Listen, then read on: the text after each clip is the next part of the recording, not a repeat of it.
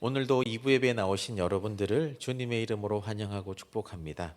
주에 보면 지난주에 이제 유아 세례 받은 명단이 나오는데 앞으로는 뭐 학습 입교 세례, 유아 세례 이런 게 있으면 그 다음 주에 주보에 이제 게시하려고 합니다. 앞으로 그렇게 하고 또 유아 세례라고 하니까 제가 정정할 게 하나 있는데요.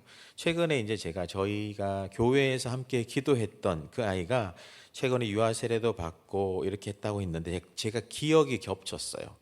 1년 전에 온 세대 예배할 때 유아 세례식이 있는 날, 그 아이가 이제 병원에서 응급실에서 처음으로 교회에 나왔어요.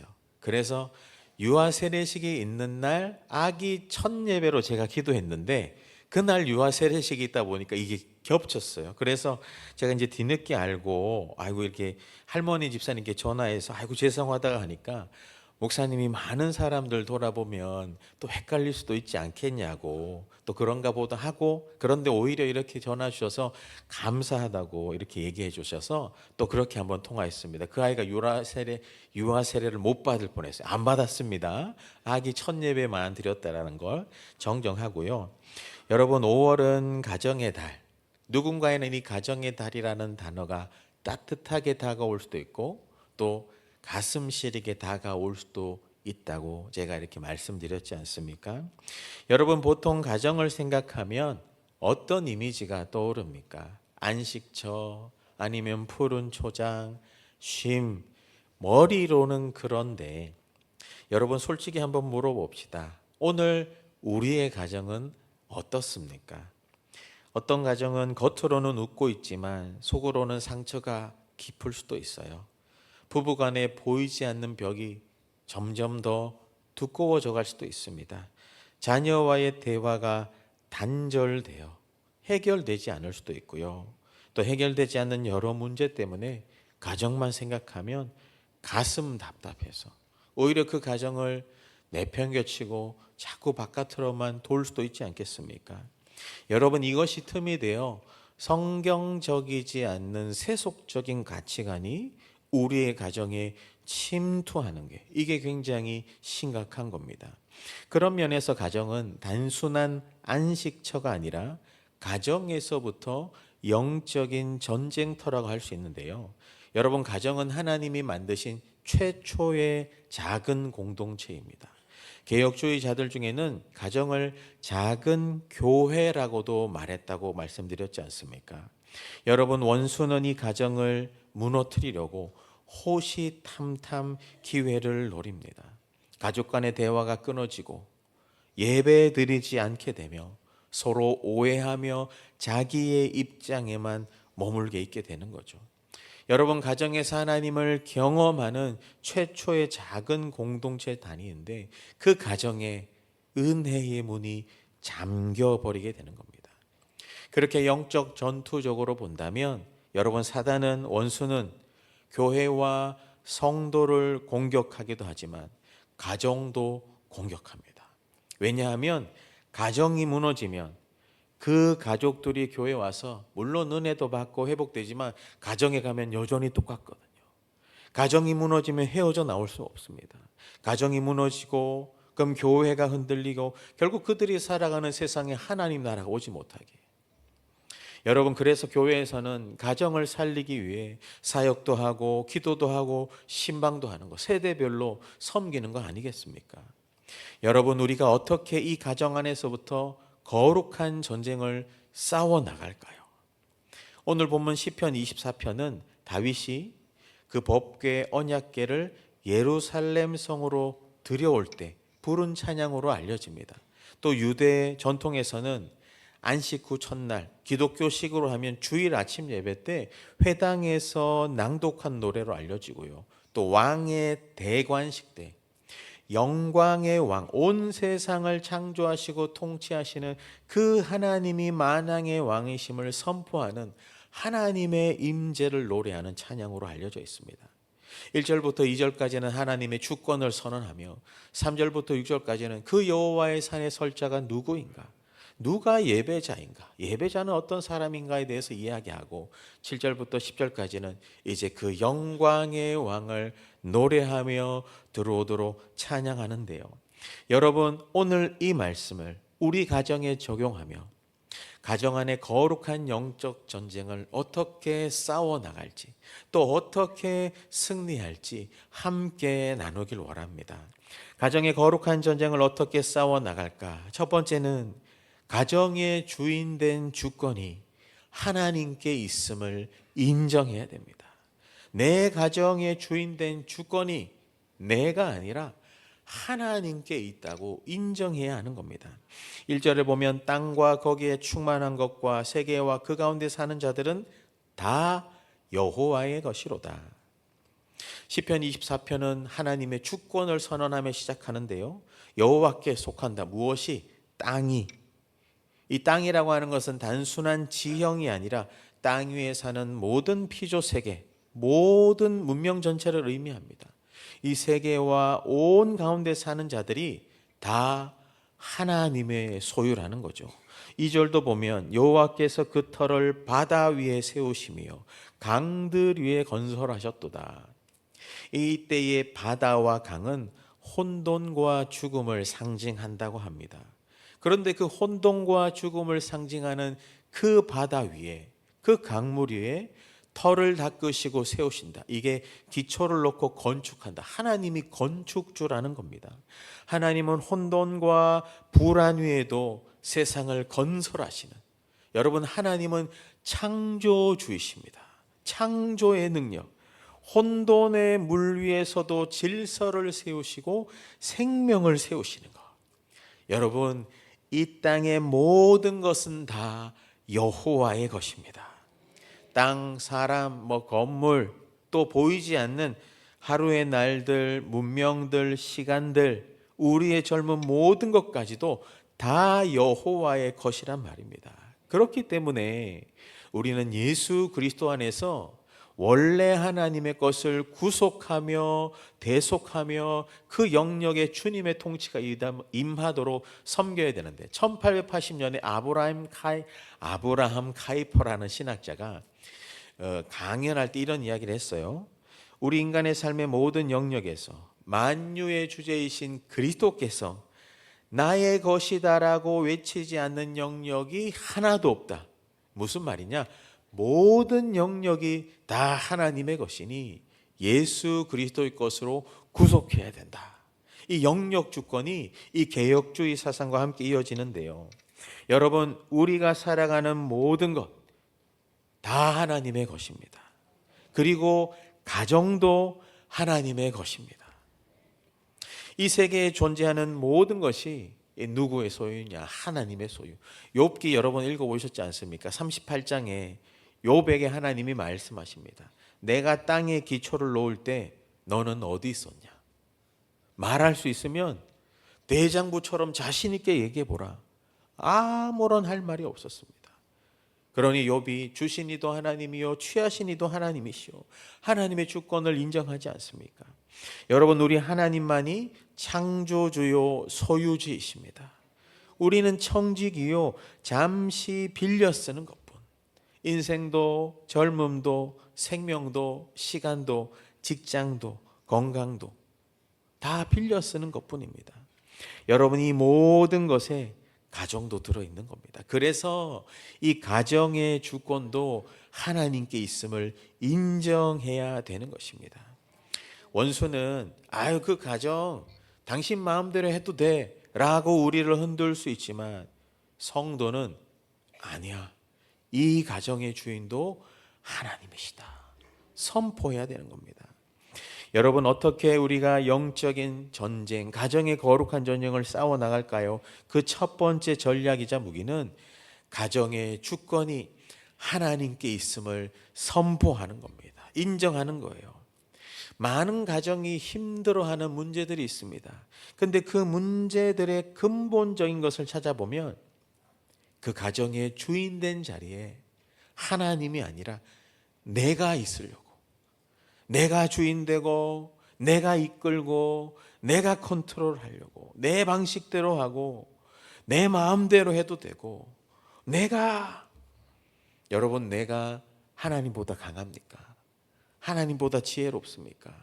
여러분, 내가 아니라, 남편이 아니라 자녀가 아니라, 아내가 아니라, 내 방식이 아니라, 돈이 아니라, 성공이 아니라 오직 하나님이 우리 가정의 주인 되심을 인정하시길 축복합니다. 여러분, 그런 면에서 보면 가정은 내 것이 아니라 내게 주신 것입니다. 내게 주신 것. 주인이신 하나님이 내게 맡기신 것. 예전에 보면 집의 대문 옆에 문패라는 게 있습니다. 문패. 저도 어릴 적에 그 문패 나무로 돼 있었던 것 같고 한자로 아버지 이름이 써 있었던 것 같은데, 그 문패 있는 게 그 집의 집주인을 의미하잖아요. 새빵살이 하시는 분은 그 문패 한번 달아보려고, 그 문패에 자기 이름 한번 세워보려고 열심히 수고하고 땀 흘려 또 그렇게 살아온 우리 부모님 세대 아니겠습니까? 우리 부모님들이 계셔서 우리 자녀 세대들이 살아가는데 요즘에는 그런 문패가 잘 없어요. 그냥 숫자만 있죠. 하지만 여러분, 문패는 그 집의 소유주가 누구인가? 그 집의 호주가 누구인가? 여러분, 오늘 여러분의 집에, 가정의 영적인 문패에 누구 이름이 새겨져 있습니까? 여호수아는 이런 이야기를 합니다. 오직 나와 내 집은 여호와를 섬기겠노라. 여러분, 오늘 우리 가정의 영적인 문패를 다시 쓰지 않으시겠습니까? 내 이름은 삭제하고 이 가정은 여호와의 것입니다. 이 집의 주인은 하나님이십니다. 진정한 호주는 우리 주님이십니다. 혹시나 시간이 된다면 이번 한 주에 가족들하고 둘러앉아서 영적인 문패를 한번 작성해 보세요. 종이도 좋고 색여도 좋고, 이 가정의 주인은 하나님이십니다. 약속에 또 말씀 있으면 적어놓고 가족들 이름 다 넣고 사인해가지고 냉장고 옆에 붙여놓든지 철문 앞에 붙여놓든지, 또 가족들이 함께 모여 어떤 어려운 문제가 있다면 이 가정의 주인 되신 하나님께 물어보자고 함께 같이 기도하는 것. 사랑하는 여러분, 하나님이 우리 가정의 주인 되실 때 바다 위에도 건설하시고 흔들리지 않게 하는 것처럼 우리 가정의 영적인 터도 흔들리지 않을 줄 믿습니다. 견고하게 세우실 줄 믿습니다. 왜냐하면 우리 하나님이 우리 집의 주인이시니까. 주인 되신 주님이 인도하시고 먹이시고 입히시고 고치시고 이끄시고 채우시고 은혜로 갚으실 줄 믿습니다. 여러분, 우리 또 집을 보면 주민센터 가서 뽑아보면 명의가 나오잖아요. 여러분, 진짜 명의를 하나님께 들으시길 바라요. 하나님이 우리 가정의 주인 되실 때 주님이 창조적인 능력으로 개입하십니다. 간섭하세요. 안정케 하십니다. 시험 환난을 벗어나게 하시고 모든 일을 주 뜻 안에서 선함으로 자라가게 하시는 겁니다. 사랑하는 여러분, 이 가정의 주인은 내가 아니라, 우리가 아니라 하나님이십니다. 그래서 한번 따라해 볼까요? 나의 가정은 내 것이 아닙니다. 내가 주인이 아닙니다. 하나님의 것입니다. 이 주권적인 고백할 때 여러분의 가정에 영적인 기류를 바꾸는 거룩한 전쟁이 시작될 줄 믿습니다. 그런가 하면 이렇게 가정의 주인이 하나님이시고 주권이 하나님께 있다면 구성원인 우리는 어떻게 살아가야 되는가? 3절부터 6절까지는 여호와의 산에 오르는 예배자에 대해서 이야기하는데, 그래서 나누고 싶은 두 번째는 가정 안에서 어떻게 거룩한 전쟁을 싸워갈까? 두 번째는 가정이란 산에서 거룩한 예배자를 세워야 합니다. 여러분, 가정이란 산에서 거룩한 예배자를 세워야 해요. 3절의 질문은 꽤나 도전적입니다. 여호와의 산에 오를 자는 누굽니까? 그의 거룩한 곳에 설 자가 누구입니까? 여호와의 산은 시온산, 하나님의 임재를 의미합니다. 누가 거기 오를까? 서다, 오른다고 하는 것은 예배하다라는 건데, 예배를 위하여 거룩하게 상승한다. 장소가 아니라 그 거룩한 곳에 서는 예배자가 누구인가? 여러분, 가정에 하나님의 임재가 머물 수 있을까요? 성령 강림 이후에 교회는 더 이상 장소 개념이 아닙니다. 예수를 주로 고백한 성도들의 모임인데, 예수 믿는 성도가 거하는 가정에서 하나님을 예배하고 찬양하고 기도할 때 주님이 임하셔서 거기가 여호와께서 거하시는 산, 예배 처소가 되는 것입니다. 가정도 교회 예배당이 되는 것입니다. 그런 의미에서 우리의 가정인, 우리의 교회, 우리의 가정에서 어떻게 예배자를 세울까? 4절은 그 답을 주는데요.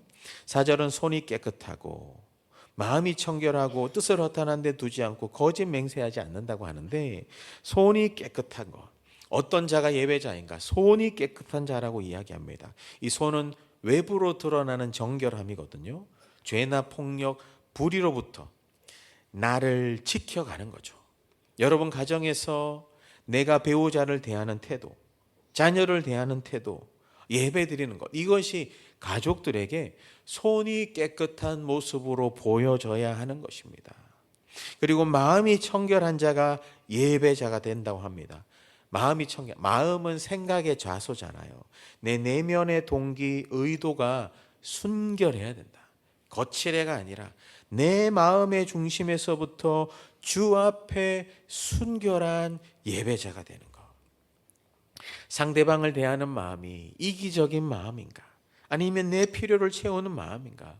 하나님 보시기에 기뻐하는가? 그 삶의 예배자가 되어야 된다고 이야기하는 겁니다. 그리고 원문에는 마음이 청결한 자, 곧 뜻을 허탄한 데 두지 않은 자, 이게 두 가지가 하나로 돼 있는데 우리는 두 가지가 나눴으니까 뜻을 허탄한 데 두지 않는 자, 이것은 우상과 관련된 겁니다. 누가 예배자인가? 이 마음의 영혼의 방 안에 헛된 우상으로 채우지 않는 자, 허탄한 데 두지 않는 자, 세속적인 가치관을 쫓습니까? 아니면 뜻을 성경 진리에 둡니까? 어떤 분이 그 SNS, 이제 인터넷 하기만 하면 막 짜증이 나더래요. 왜 그러냐 하니까 그 무슨 글에 무슨 튜브에는 완벽한 가족의 모습이 나오잖아요. 아름다운 드레스를 입고 뭐 방이 한 5-6칸 있고 차키가 몇 개 있고 여행 중에 찍은 사진이 나오고 뭐 나는 몸이 이런데 그 사람은 몸이 홀쭉하고 막 그러니까 그걸 보다 보면 나하고 비교가 돼서 막 화가 나더래요. 근데 어느 순간 깨달아지는 게 뭡니까? 보여지는 이 30초가 다가 아니구나. 여러분, 보여지는 30초가 다가 아니에요. 그건 어떻게 보면 그때만 배에 힘주고 사진 찍을지 모릅니다. 그때만 차키 빌려가지고 사진 찍을지도 몰라요. 뭔가 과시하려는 거예요. 자기 안의 부족함을 그렇게 표현하는 열등감일지도 모릅니다. 여러분, 남의 가정의 5분짜리 영상과 내 가정의 24시간 다큐멘터리를 비교하지 마십시오. 내 24시간 다큐멘터리에는 희노애락이 있습니다. 어려움도 있을 수 있지만 회복도 있는 것입니다. 하지만 그 안에 우상이 아니라 하나님을 예배할 때 이 가정도 소중한 거죠. 내 일상의 24시간을 하나님 앞에 예배자로 서는 것, 뜻을 허탄한 데 두지 않는 것. 그리고 네 번째는 거짓 맹세하지 않는 자가 여호와의 산에 선답니다.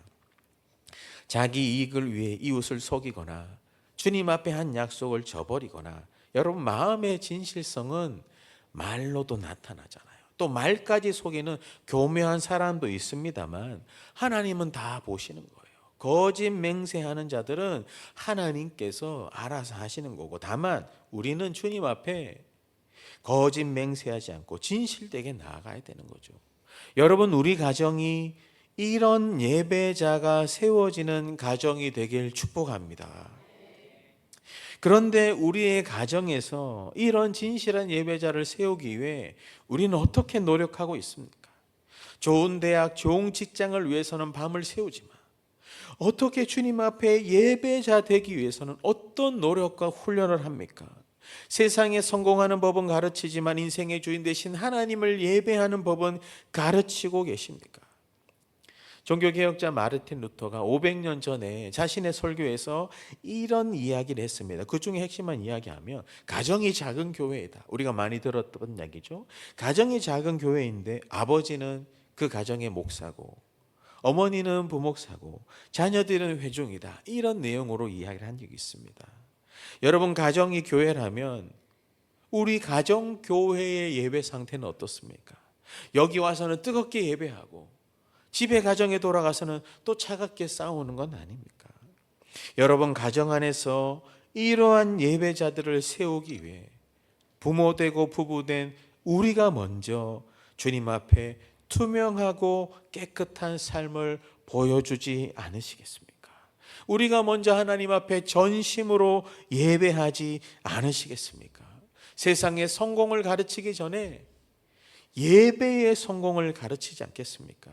그래서 저는 교회 학교에도 구원관만큼 중요한 게 예배관이라고 계속 강조합니다. 어떻게 말씀을 읽어야 되는지, 왜 읽어야 하는지, 기도는 어떤 순서로 하는지, 찬양할 때 무슨 생각하는지, 주일 예배 드리러 가는 마음과 자세는 어떠해야 되는지, 들은 설교를 어떻게 적용하는지, 봉사는 왜 하는지, 그리고 오늘 들은 말씀의 핵심이 뭐니? 그것 가지고 어떻게 실천할 거니? 예배의 코치가 되자고 말씀했지 않습니까? 또 하나님, 우리의 가정의 자녀들이, 우리의 가족들이 이러이러한 예배자가 되게 해주십시오. 기도의 언어로 들려줄 수 있는 거. 최근에 이제 어떤 또 성도님이랑도 이렇게 같이 이야기하면서 또 금요 기도했던 것 같아요. 금요 기도회가 우리가 이제 현장에 나와서 같이 기도하고 그렇게 하는데, 우리 서울에 사는 지역적 특성이 있는 한 또 주중에는 멀리서 또 직장 생활 하기도 하고 또 주말에 가족에 와서 이렇게 예배를 드리고 또 교회 오기도 하는데, 금요기도에 이제 그분 얘기하다가 오늘 이제 금요기도에 이제 설교가 있습니다 하니까 자기도 유튜브로 늘 보고 있고 또 오늘도 예배 드리겠습니다. 그러니까 설교가 끝나니까 이제 문자가 와 있어요. 문자에 보니까 말씀에 이제 받은 은혜들 이렇게 메모한 거 가지고 이렇게 사진도 제가 보내라고 한 건 아닙니다. 그분이 보내주셨어요. 그래서 보니까 설교를 듣는 것과 예배 드리는 게 다르다는 것을 깨달았습니다. 얼마나 깊어요. 여러분, 설교를 듣는 것과 예배 드리는 게 다른 걸 아는 거 아시죠, 여러분? 설교를 듣는, 예배에 참석만 하는 것 같고 예배 드리는 건 다른 겁니다. 그냥 교회에 참여하는 거하고 예배 드리는 게 다른, 이 차이를 아셔야 돼요. 여러분, 이 예배를 가르칠 수 있어야 되는 겁니다. 그래서 여러분, 우리가 먼저 예배자가 됩시다. 예배자는 손이 정직합니다. 남의 것을 시기하거나 질투하거나 탐하지 않고 맡은 것에 감사하며 정직하게 수고합니다. 예배자는 마음이 순전합니다. 마음과 동기가 순전하고 남을 해하거나 사람 눈치 보지 않고 하나님 앞에 섭니다. 예배자는 생각과 뜻이 거룩합니다. 세속적인 가치관과 아니면 세속적인 가치관과 세상 것보다 성경을 우선순위로 보고 주님을 기쁘시게 하는지 늘 점검해요. 예배자는 언어가 신실합니다. 비방이나 험담은 멀리하고 정직하게 소통하며 맡겨진 바 책임을 다합니다. 그렇게 예배하는 자에게 5절 6절에 보면 여호와께 복을 받고 구원의 하나님께 의롭다 인정함을 받습니다. 이거에 반대되는 개념은, 여호와의 산에 서는 자에 반대되는 개념은 여호와에게서 끊어진 자인데 이들은 축복에서 떨어져 나갑니다. 하나님의 진노와 저주 아래 있습니다. 용서와 회복 또 은혜와 축복의 통로인 예배에 들어오지 못합니다. 언약 공동체에서 심하게는 추방당하는 비참한 결과도 맞이합니다. 여러분, 우리 가정이 여호와의 산에 서는, 여호와 앞에 서는 복된 예배자를 길러내는 영적인 훈련소 되길 축복합니다. 참된 예배자가 많으면 많을수록 그런 예배자들이 모인 교회는 더욱더 은혜에 충만합니다. 성령 충만한 겁니다. 그런 예배자들이 살아가는 나라가 소망이 있지 않겠습니까? 우리 그런 예배자로 길러내는 그런 가정 되길 주님의 이름으로 축복합니다. 마지막으로 가정 안에 어떻게 거룩한 전쟁을 싸워 나갈까? 영광의 왕께 가정의 모든 문들을 다 여시길 바랍니다. 영광의 왕께 가정의 모든 문들을 다 여시길 바라요. 7절부터 10절까지는 이제는 왕이 영광스러운 보좌로 나아가듯 하나님을 찬양하고 높이는데, 문들아, 1차적으로는 성소의 문입니다. 문들아, 머리를 들지어다. 문을 의인화해서 문을 활짝 열라는 거죠. 문을 살짝 여는 게 아니라 낮게 여는 게 아니라 완전히 머리 들듯이 높이 들어라. 문들아 머리 들어라. 열릴지어다. 영원한 문들아. 이 영광의 왕이 들어가는 영원한 문. 사실 1차적으로 성소의 문이라고 하면 예루살렘 성이 무너졌기 때문에 영원하진 않습니다. 그런데 창세기 22장에 보면 아브라함에게 하나님이 축복합니다. 내 씨가 대적의 성문을 차지하리라. 그때의 문은 소유권, 권세, 지배권, 결정권. 그래서 전쟁할 때도 그 성문을 차지하고 깃발 꽂으면 거의 전세가 넘어간 겁니다. 여러분, 우리 인생과 가정의 소유권, 통치권, 결정권, 주권을 영광의 왕 앞에 열어드리시길 축복합니다. 영광의 왕이 들어오시리로다. 영광의 왕, 권세와 위엄이 있고 특별한 위엄이 있는 비교 불가한 하나님의 극치, 유일하고 최고 존엄이 그 영광이 우리 가정에 들어오길 축복합니다. 그 영광의 왕이 누구시냐? 이제 8절은 교창하거든요. 행렬 밖에 있는 사람이 영광의 왕이 누구십니까? 그러면 영광의 왕은 강하고 능한 여호와십니다. 예배 자리 노래합니다. 아주 힘있고 맹렬한 용사 같은 하나님이십니다. 전쟁에 능한 여호와시로다. 어떤 외세의 침략에도 굴복하지 않고 전쟁했다 하면 탁월하게 승리하시는 여호와십니다. 선포합니다. 9절은 반복하는데 반복하는 이유는 중요하기 때문에 그렇습니다. 모든 세상과 가정과 인생의 문들이 열려져서 이 하나님을 경험하도록 10절의 마지막으로 영광의 왕이 누구시냐? 만군의 여호와께서. 이 뜻은 모든 군대, 모든 군사력을 쥐락펴락하시는 분, 천군 천사, 이 온 세계, 보이지 않는 영의 세계까지도 그 손으로 통치하시는 만군의 여호와. 이게 1절과 연결되거든요. 온 터 위에 하나님이 세우셨다. 주권을 이야기하면서 그분이 곧 영광의 왕이시로다. 오직 영광의 하나님밖에 없다고 선포하는 겁니다. 이 영광의 왕은 언약궤의 본체이신 신약에 와서 예수 그리스도가 성육신하시고 십자가로 모든 막힌 문을 여신 구원의 왕으로 나타나신 것입니다. 여러분, 이 영광의 왕이 오늘부터 여러분의 모든 가정에 문을 열고 들어가시길 축복합니다. 그런데 한 가지 문제가 있어요. 하나님이 문들아 머리 들어라라고 명합니다. 명령해요. 이 말은 뭐냐? 문을 여는 목과 책임은 우리에게 있다라는 거죠. 여러분 상상 한번 해보십시오. 이런 영광의 하나님이 강하고 능한 여호와가 우리 가정에 와요. 그럼 어떤 문제도 해결되겠죠? 전쟁에 능한 여호와가 와요. 그러면 모든 믿음의 전쟁, 기도의 전쟁, 관계의 전쟁, 질병의 전쟁, 인성의 전쟁, 재정의 전쟁, 이 모든 전쟁에서 우리로 하여금 승리하시겠죠. 쥐락펴락 하시는 그분이 우리 가정에 들어오신다면, 그런데 문을 누가 열어야 된다고요? 문들아 너희 머리를 들지어다 명령하고 계세요. 계시록 3장 20절에 보면 볼지어다 내가 문 밖에 서서 두드리노니 누구든지 내 음성을 듣고 문을 열면 내가 들어가 그로 더불어 먹고 그는 나와 더불어 먹으리라. 여러분, 예수님이 우리 가정의 문 앞에 서 계십니다. 문을 여는 것은 우리 몫이에요. 사단은 계속해서 문 닫으라고 합니다. 잠궈야 된다고. 바쁘잖아요. 다투잖아요. 상처받았잖아요. 왜곡되잖아요. 무관심해도 돼요. 쾌락을 누려요. 욕심과 불평으로 타협하며 문 잠그려고 합니다. 그러나 여러분, 우리가 문을 열어드려야 됩니다. 왜? 영광의 왕이 들어오시도록. 가정 안의 거룩한 영적 전쟁은 거창한 게 아닙니다.